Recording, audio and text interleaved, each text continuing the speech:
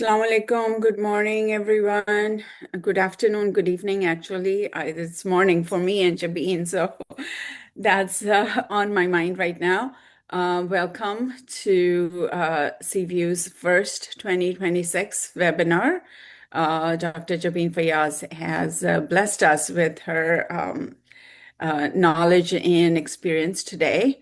For those of you who doesn't know Dr. Jabeen Fayyaz, although she's very famous and in CVU group, Jabeen Fayyaz is she works at the Hospital of Sick Children, Sick Kids.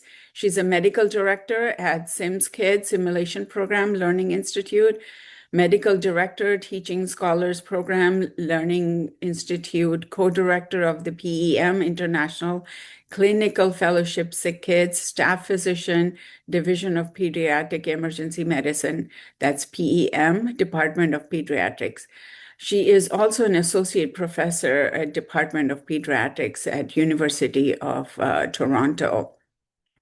She's president-elect International Pediatric Simulation Society, IPSS. She's a co-chair of IPSS Inspired PED Simulation Fellowship.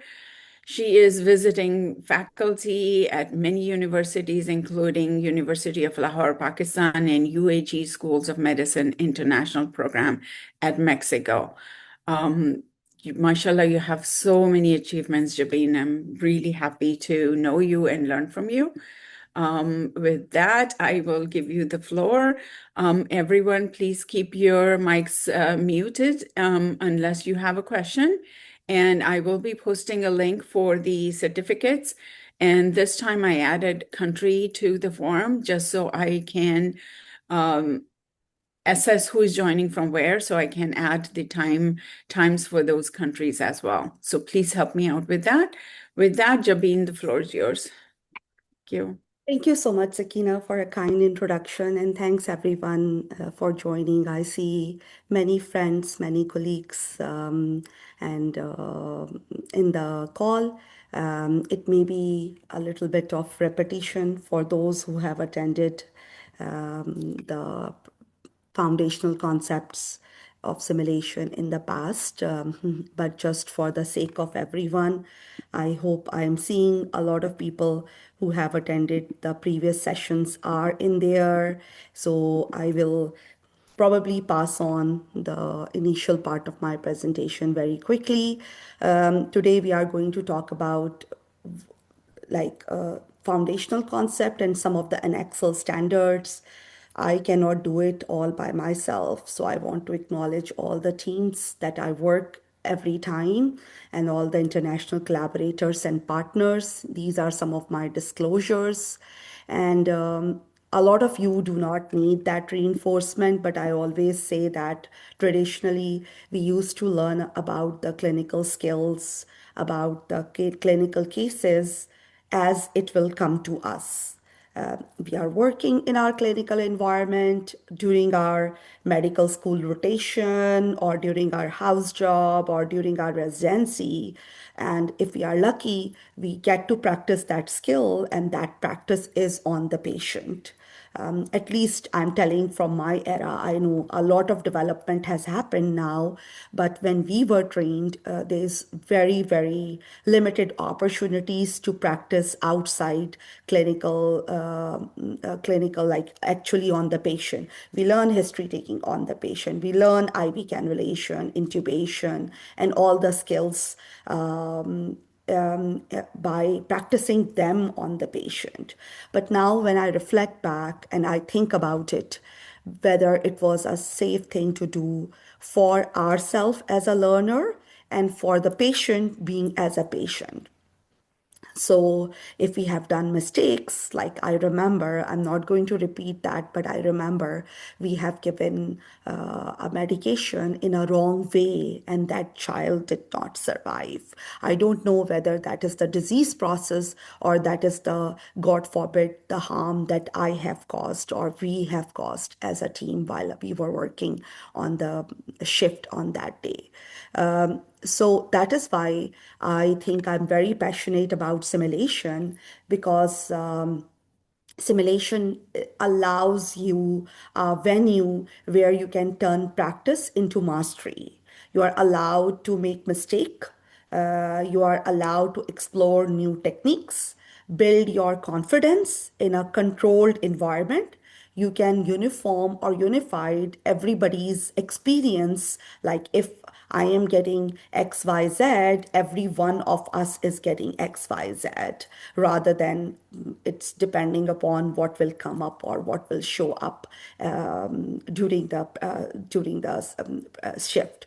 So I would say simulation has now become, there's no question that why, how. It has now been proved and has evolved as a powerful tool in the ongoing quest of excellence in learning, excellence in mastery, excellence in competency-based education for that has been proven worldwide.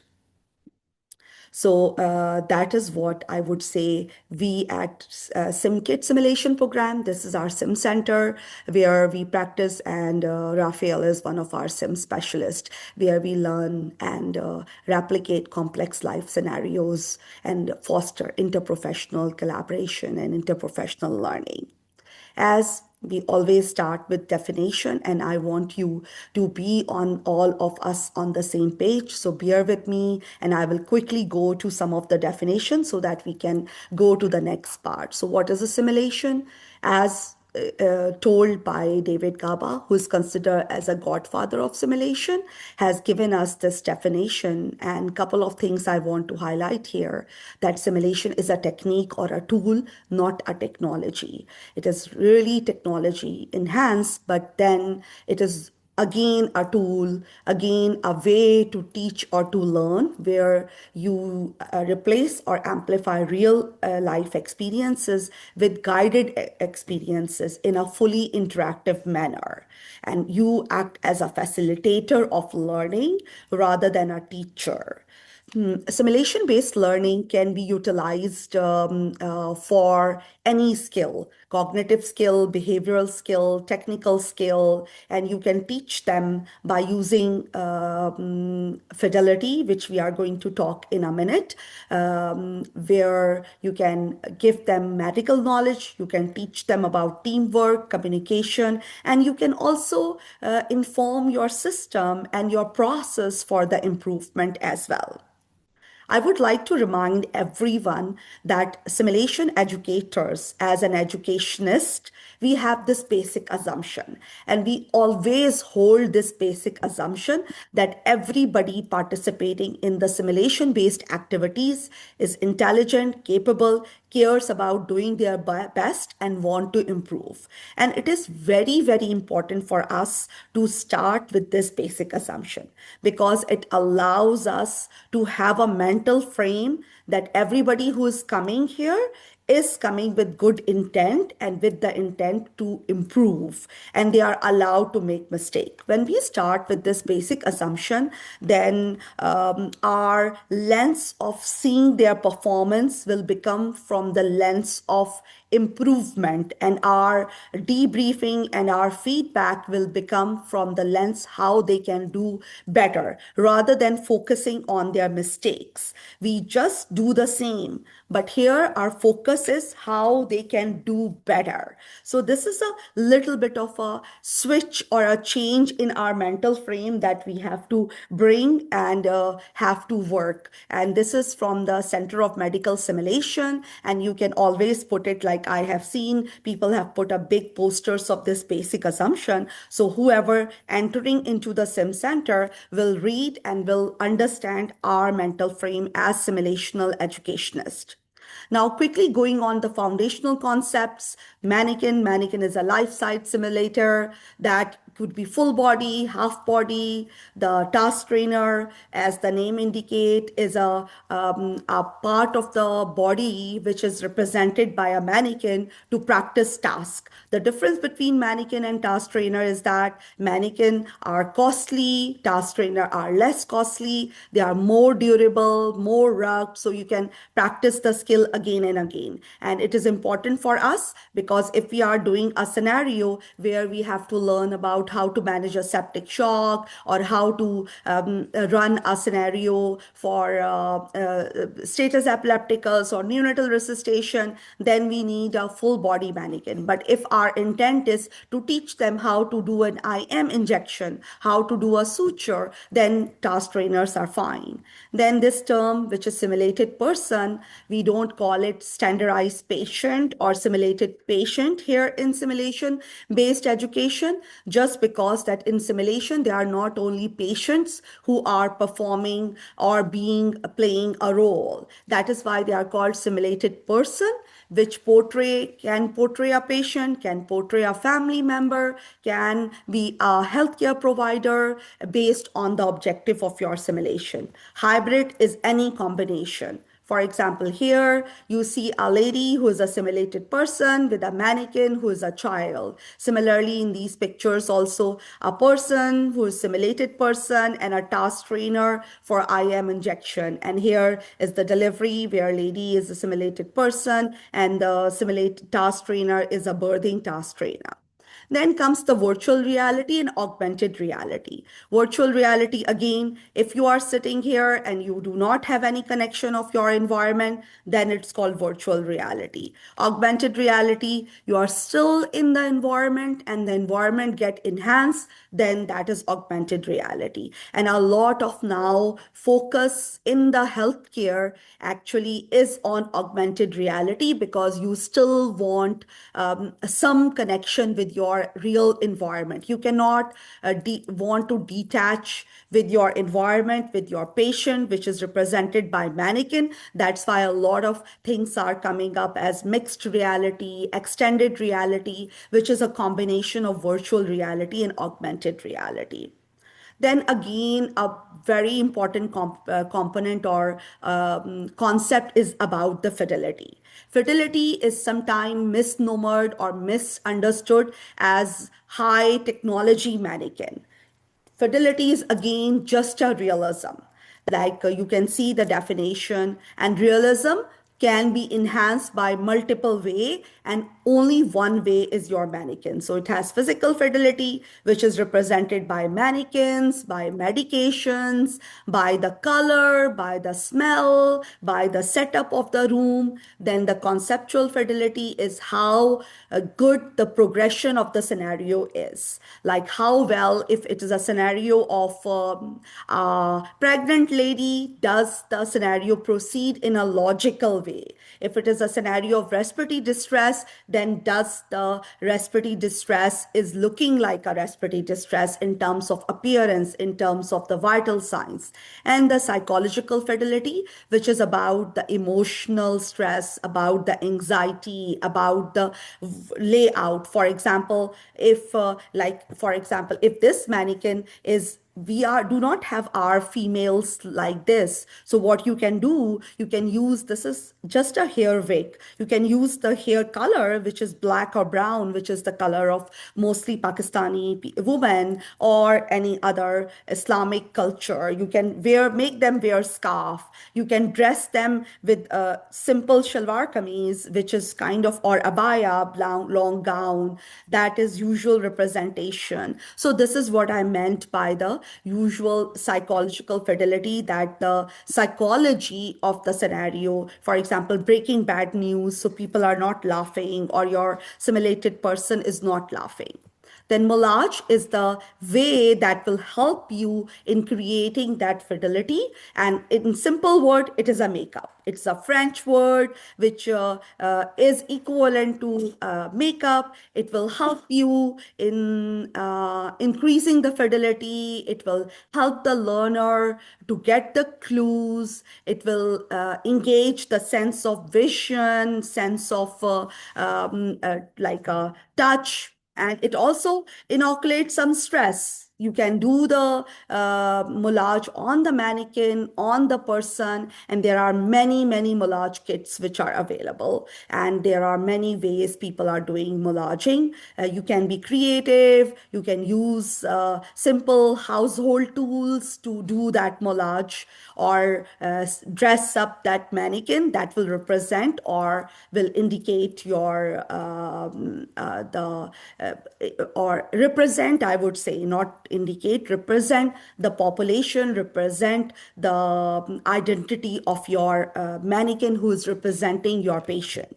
Any questions till now? I know these are very basic concepts, but I just want to put it forward because sometimes we struggle, at least I struggle in the initial of my career, and those who are becoming more and more toward the experience, they already know these concepts. So please put it anything which is not making sense on the chat. And I know I rush through them because this is kind of repetition for many. I would say this is not the definitions or things that I have made by myself. It is from the Healthcare Simulation Dictionary, and a third edition have been recently launched. This is the barcode, and I will keep this slide for 30 seconds. If you want to keep the scan the barcode and go to the Healthcare Simulation Dictionary. I can tell you all, we all as simulation educator refer to this dictionary all the time so that we all are speaking the same language. And when I'm saying something, you are understanding in the same way. So let it be for 30 seconds and then I will move on.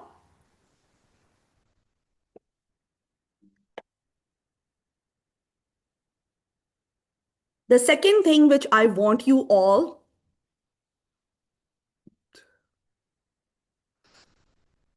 yeah, thanks, Prof. Dr. Sinan. Between usage of simulation or not use in achieving education lecture messages. So, if you want some literature, I'm happy to send you the articles. It is not only about achieving the skill, and I am not saying at all that patient interaction simulation is a replacement of a patient interaction or doing in the patient. The simulation role is creating an experience before they will go to the patient. You can imagine, is it fair that we ask them to do even a history taking first time ever with the actual patient? I know this argument comes every time that we have so many patients, we have so busy environment. So why we give them opportunity to do it with before with simulation before going to the patient? So there is a huge statistical difference, and these articles are not the recent articles. These articles are from early 20s or late 90s, which have shown the psychological safety of the learner, the patient safety lens have shown it that providing them a simulation based experience have a huge advantage over just taking a lecture. Even the engagement, even the knowledge retention, there's a huge statistical difference. I don't remember the numbers definitely, but I can tell you there's a huge statistical difference, and you can just put in the Google the comparison of simulation based education versus non simulation or whatever pedagogy you want to compare it, and you will get all those comparison. But I'm happy to share some of the articles in the SIUV group, and you can go through them. Thank you, Habib, for asking. Simulated person and standardized patient. These are interchangeable terminologies. We use in the simulation world simulated patient. Actually, I will say simulated person just because that are is a term that we use just because the confederate or the people do not only always play the role of patients. They can play a role of a mother, they can play a role of attendant, they can play a role of healthcare provider. But if they are playing a role of patient, they are called simulated patients. And simulated patients are necessarily not the patients or not suffering that disease or that particular problem by themselves, but they are simulating it. They are portraying the sign and symptoms. They are portraying the all the history taking, and they have been provided the training to do that. In simple words, you can say actors, which you can argue standardized patients as well, but sometimes they are actually patients and you have standardized them. And this question comes all the time, that what is the difference. These are very much interchangeable language terminologies, but in simulation we call them simulated patients, not standardized patient, because they are not always patients.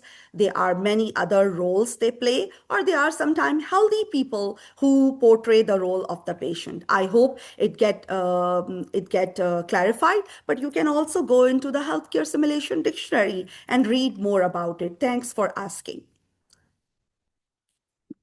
So, as I'm saying, the standards of healthcare simulation standards of best practices, you can scan this barcode. It is a freely available.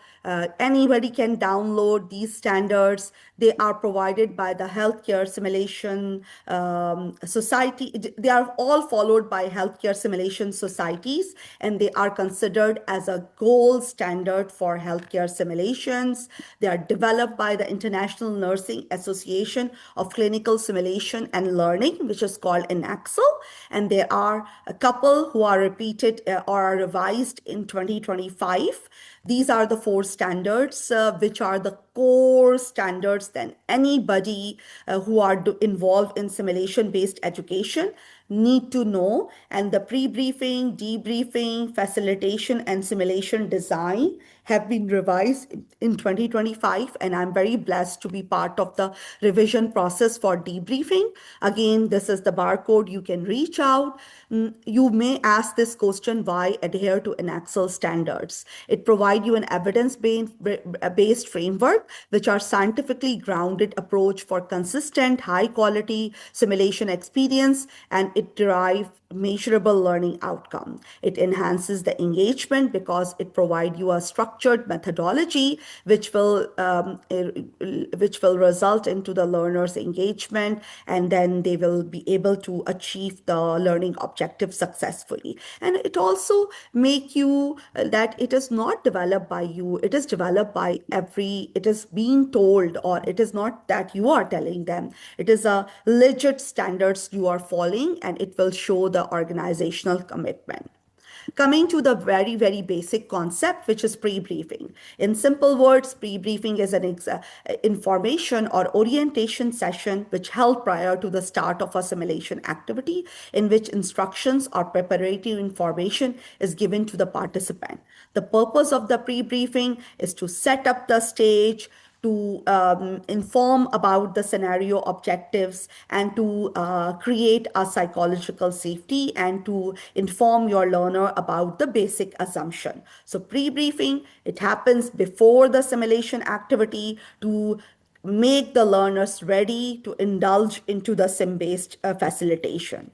The debriefing, which is a formal, collaborative, reflective process within the simulation learning activity, which happen after the scenario, where you all sit and talk, and we will talk a little bit in detail later on.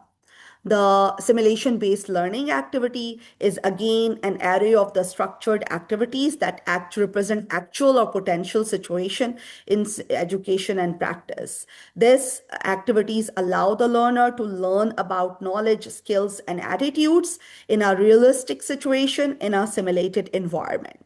As I told you about the pre-briefing, this is a barcode for the newest standard that was just revised last year. It involved preparation and briefing. Pre-briefing ensure that all the learners are now prepared for the educational content or context, and are aware of the ground rules for the simulation-based experience. So there are three phases of of pre-briefing phases. It prepare the learner. You have to consider the learner characteristic. Are they only residents? Are they only medical students? Are they combination of interprofessional teams? And then you will plan the objectives of the simulation based learning activities, and then you will ensure that it is met. In the briefing, you will say establish a behavioral norms and expectation. You will articulate the goal. You will describe the learner about the evaluation. You will set the tone, and then in the facilitation, you will discuss, and then you will do answer their question, and you will tell them what is expected. So there are many pre-briefing templates you can get from the literature. This is one of the example of the pre-briefing template that we use at SickKids. You can see I can go into it. Involved introduction of the learner. You will tell the schedule. You will take a consent. Definitely it's a short, so I'm just telling you the basic heading. If we end up doing our workshops on pre-briefing, debriefing, etc., we will go into more detail.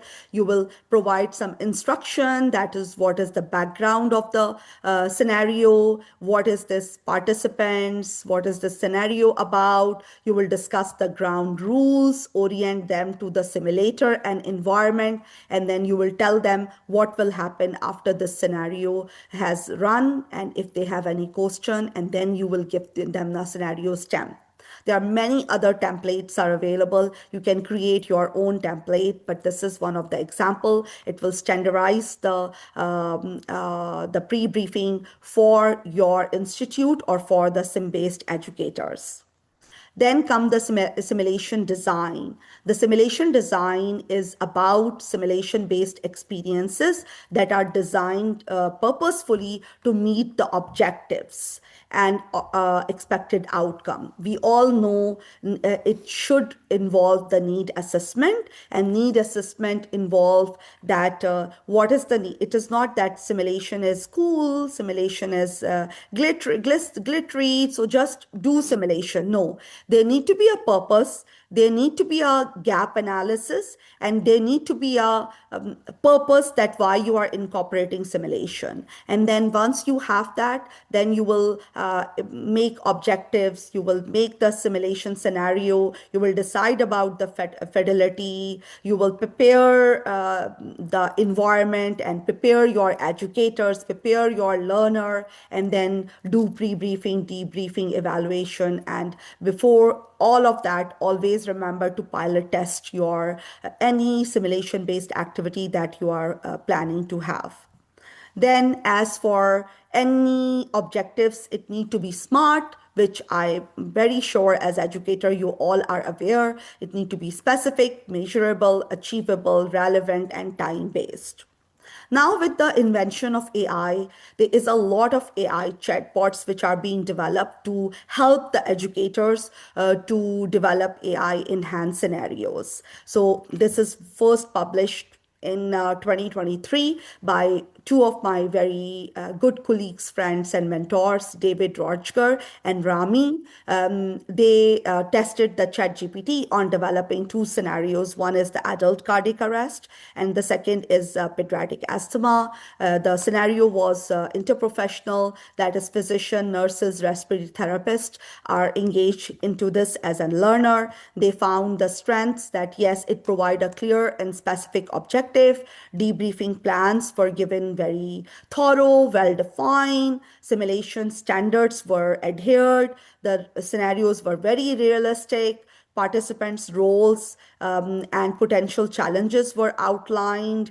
Dosing guidelines were provided. The pediatric cases were also as robust as the adult, but the areas of improvement were provided. There was a lack of performance branch patient state progression, that what will happen if they have done this action versus they have not done this action. So that was not very good. Some objectives were not time bound, medication doses were inaccurate, then current guidelines sometimes were referenced wrong, not all essential equipments and supplies were included, and references of the scenario or case were not good, and adult cases may be too advanced for the audience. So this is kind of two when they compare that what are the strengths, what are the area of improvement. But yes, it did a pretty good job. And then with the AI now, another thing which is coming up is how you can enhance the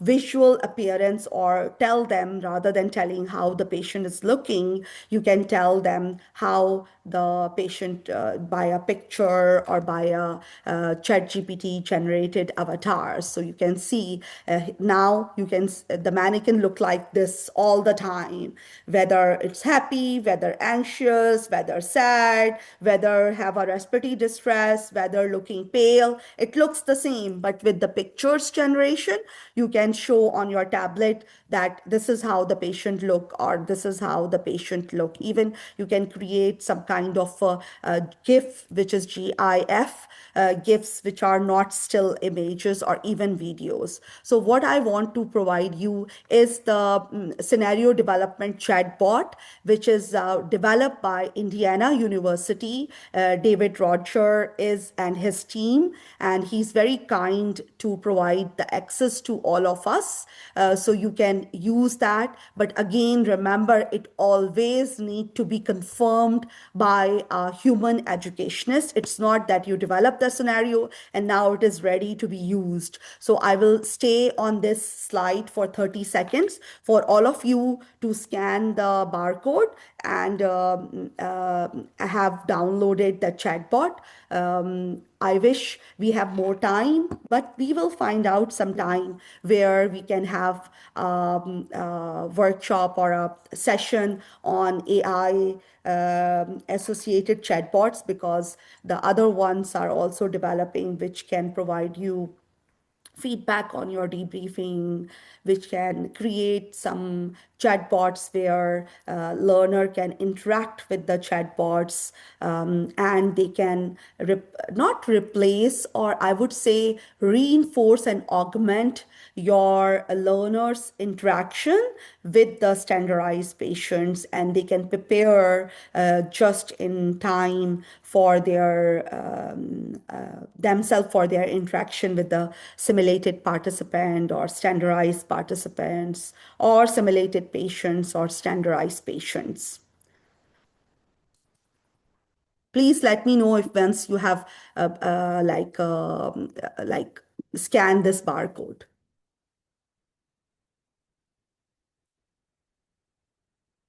It will take you to a IU Bloomberg something, and you can pin that on the side of your chatbot. You do not need a paid version.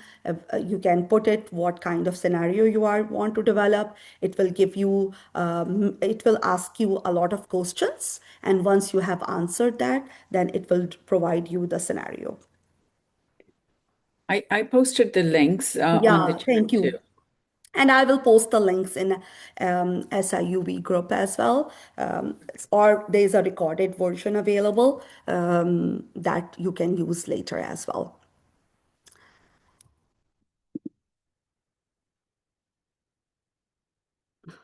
Okay, no problem. You can take it, you can listen to it and watch it later on, the recording, and then you can try it.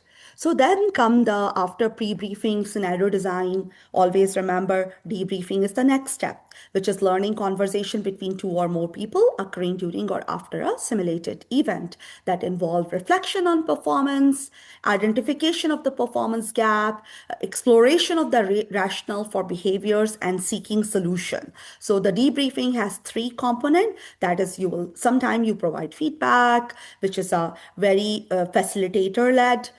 You will debrief, which is bi-directional, learner-led, and then you will provide a guided reflection.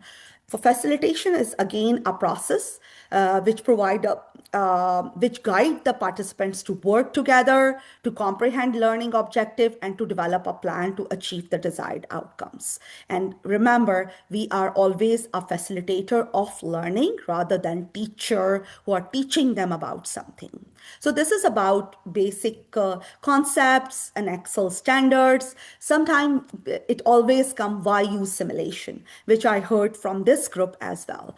Why use simulation? Because it provides you a risk-free environment. It engages the learner. It allow the learner to do mistakes and to learn from mistakes. It provides you opportunity to do sessions together with nursing, with respiratory therapists, with social worker, with other professionals background like emergency with ICU, emergency with general surgery. So interprofessional collaboration and interprofessional teamwork. It improves critical thinking, clinical judgment. It allows you to learn about communication. You control the types of patient experiences and you will uniform their learning, and you can observe the participants more closely and provide more direct, more dedicated, or I would say precision learning concept. Like you will carve the learning for the learner based on their needs. So I would say think of simulation as a sandbox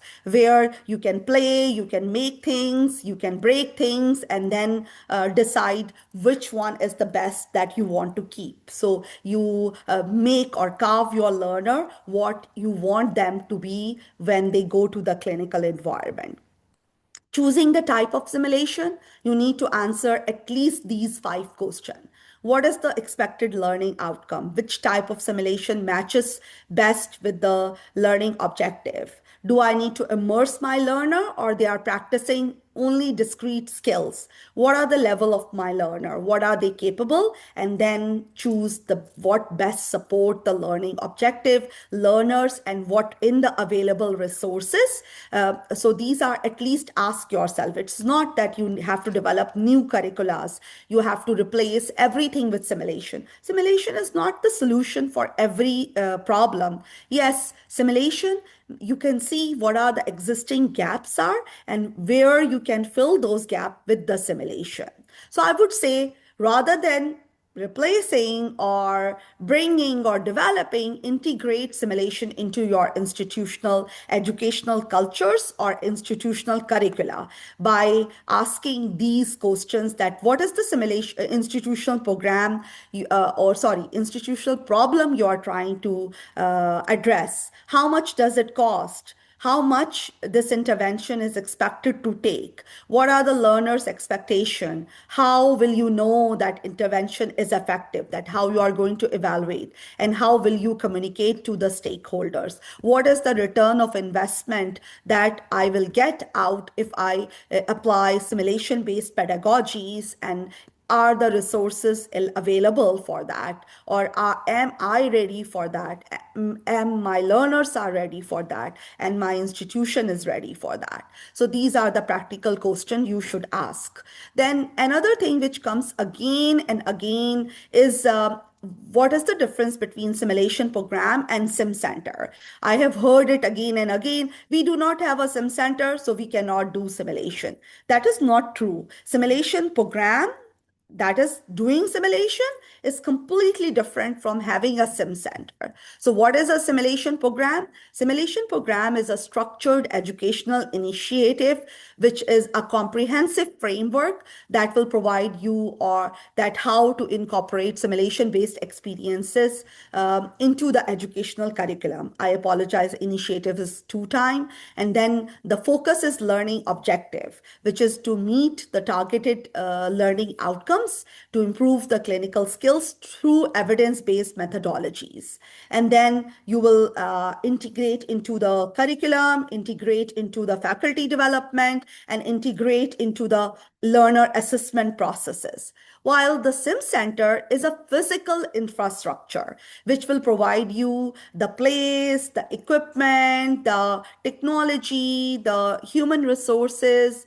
So it acts as a resource hub and it act as a place where which facilitate you for technology integration. So the key differences is program will help you with the educational content, instructional design, and delivery methodology. But center will provide you infrastructure. So you can still have a program without having a sim center. But yes, the sim center provide you more infrastructure, will make you more standardized. But if today I decide that I want to implement a particular educational program into my curriculum, I necessarily always do not need a sim center. But yes, when those programs are more established, I want to standardize them along across the institutes or across the bigger programs, then probably having a sim center make me more resourceful. So I would say that important myth to debunk here is that simulation is costly, so I cannot implement it. Yes, it is costly, but when then what is the cost of the failure? So look at the WHO program, which is helping baby breathe, which is about from a very basic mannequins, which are filled with water, and now it has been implemented into 80 countries with an impact of, there's a recent article which is published in NEJM, you can see it, which has reduced the mortality up to 50% and the misclassification of fresh stillborn by up to 25%, which is huge and which has been done with a very limited resources. And similar concept we have applied at Indus Hospital Health Network with the help of the team. Adil Khatri is the lead of that project. They approach this with creativity and innovation. And there's a Urdu word we call it jugaad, which is English, the meaning of or English word for jugaad is hack, and they come up with kitchen items, and they created that these are defibrillator, these are the hands, they don't throw up their empty medication bottle, they use it for simulation. This is the cricothyroidotomy model, which is created by simple kitchenite items. This is a chest tube model, which is developed from laundry basket. This is a lateral canthotomy model, which is developed from the a paper like a paper cup and the golf ball. This is a pajama model which is created for delivering and by using simple dolls, as well as this is a lumbar puncture model which is used for develop. These are the home clips that are used to dry up your clothes, put it on there. Then these are some of the mollages that have been created. They even created a central line ultrasonographic model, and they are still doing these cost effective solutions. And this is the amount of training that have been achieved, and we are able to teach almost 500 IPE teams with the help of local and international facilitators. So it is doable. They don't have any sim center or any resources. There's only very small seminar room. On that room, this all has happened. So I just want to give you an idea and tell you that it is still possible.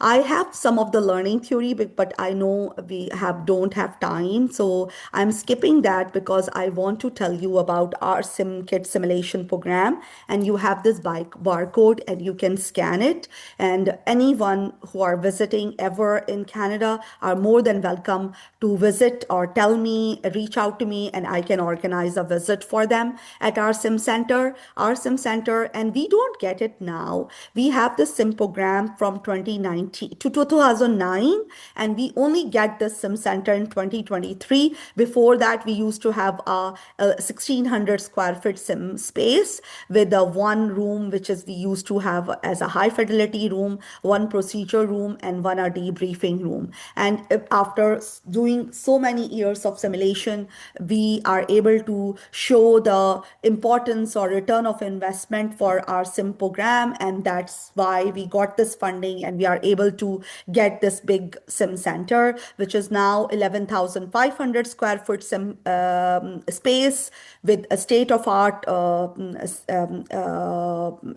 simulated suits, which are high fidelity, debrief room, assessment room, sim kits invention lab, where we create our own task trainers. So these are the pictures of some of our sim spaces. These are the mannequins. We always believe on functional fidelity. So you are not seeing the mannequins which can blink, which can talk, which can walk. Even we have mostly like some, we do have a high fidelity mannequin, very few, but most of them are mid to low fidelity. We offer faculty development programs like various workshops, which are all in person, and we do the consultation for simulation development as well. If you want to develop any scenario, tabletop exercises, in situ space evaluation, or development of new spaces like new hospitals,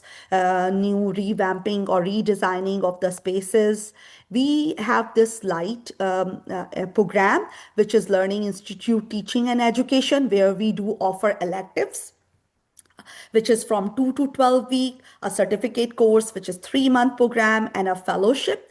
They are all in person, and they are all focused on simulation, and they are all for every professional background. I know you will say, oh, we are pediatric hospital, but simulation skills are very transferable. So we have nurses that have come, we have surgeons that have come, we have respiratory therapists who have come and have benefited from these programs. So if you want to know more details, you have the barcode and you can get to know.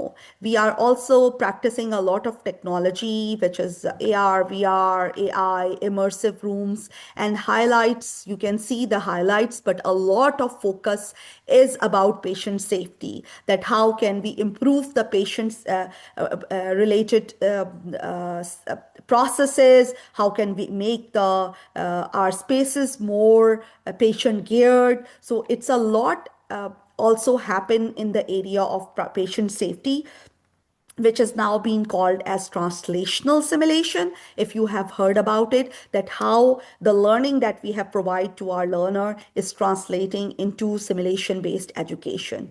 These are the number of our learner sim program utilization, as well as they are interprofessional versus intraprofessionals. And this is all our SimKids team, which has grown over time. When this program was started, there are only 2 or 3 people who are part of this team. So if you want to know more, you can scan this or follow us on our LinkedIn. No, it's not pediatric.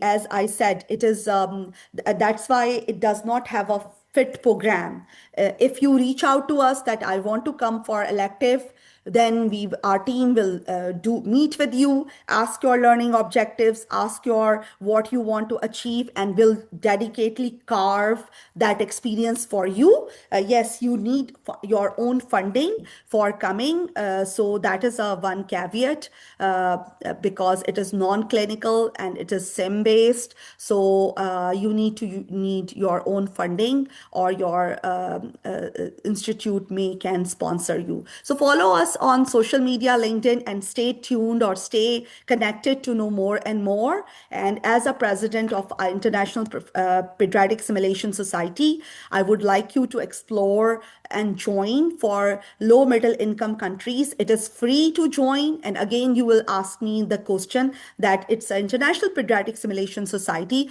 but in any way you are involved in PEDS, you can join. For example, anesthetist, if you do anesthesia in PEDS, you are eligible. If you are surgeon, but you do pediatric surgeries as well, but you are journal surgeon, you are eligible to join the Pediatric Simulation Society, because again, it is a simulation society, and it will and give you about simulation that can be used for more broader application. It will not give you, there's no difference in applying simulation principles to peds, to surgery, to adult, to journal, internal medicine or family medicine. Simulation based pedagogies are same and the principles are same. So you can join. These are the benefits of being the part of the IPSS. And then we do have an academy which offer many, many courses. And we do offer fellowship, which is a online distant fellowship. It is research project based fellowship, and you do not have to pay for anything for that fellowship. If you are selected, then you will get funding for, and you will be assigned mentors to complete your research project, and you will be provided funding to attend one of the conference to present your studies. There's a virtual component of this also, of the conference that you can join. And our in-person conference is in Rome this year in 2026 from 4th to 7th May. And the late breaking abstracts are open. If you are involved or doing anything in simulation, please submit it, and in that way you will be able to join. So this is what I want to tell you about the basic concept. This is my email address, my LinkedIn page. Connect with me, email me, and I will provide you more and more information about a lot of things that I have talked about. I just want to give you a sense, journal sense, and these are some of my references. But I'm just going back to this slide so that you can take a record of my email address, and you may be able to join my LinkedIn profile as well if you are already not a connection. I know there are 5 minutes now. I can now take some of your questions. As I have already answered Professor Sinan question that it is not only pediatric, and for the sick kids simulation, which is where I work, it is in Toronto, Canada. For the IPSS Inspire Fellowship, it is a distance or a virtual fellowship, but it is research-based fellowship. It is for mid-level career simulationist, not early or experienced simulationist. Yes, please, Professor Sinan, please go ahead, unmute yourself, and I'm happy to clarify or answer any of your questions. Thank you, Dr. Jabeen. Although you have answered all my inquiries and questions. However, you mentioned that these are all funded, but at the last you said this mid-career simulation, not early. Or so who could stratify us as early or mid or advanced? Yeah, thank you And this so is much. one. And the second one, sorry, who can fund it? So from your institute or our institute? Thank you so much. My pleasure, and thanks for asking this question. If you do not know anything about simulation, then I'm talking about two fellowships here, two programs here. One is the Light program, where my institute, which is at my institute. For that, you will require your funding, and any person, anyone can apply, because it is about telling you about simulation based education. It doesn't matter whether you are very novice, you are experienced, you are advanced, you can come, you can get a hands-on experience, you can work with our sim team in our sim center. For that, you will require your own funding. This is one bucket. The other bucket is through IPSS, which is International Pediatric Simulation Society. The requirement is you need to be a member of the IPSS, and for that you need to be a mid-career level, because why I'm saying it will not tell you what is simulation, it will not teach you about simulation, it will not give you, it is a research-based fellowship. So you need to know the basic know-how of simulation, and you need to have a research project to apply for that fellowship. So it is a research project based fellowship. That is why I said you need to have some information about simulation. and you need to formulate a research project. And based on that research project, you have to apply for IPSS Inspire Pediatric Simulation Fellowship. And for that, you do not need funding. You will be assigned two mentors, and you will be given funding to attend the conference and to present your research. So the it's very difficult to delineate who are novices, who are experienced. So you can imagine that much experience that is required to do a research-based project in simulation. That is what is the definition of not being novice and being experienced. I hope I have clarified that, Professor Sanan, for you. Yes, thank you so much. Thank you. My pleasure, my pleasure. Any other questions?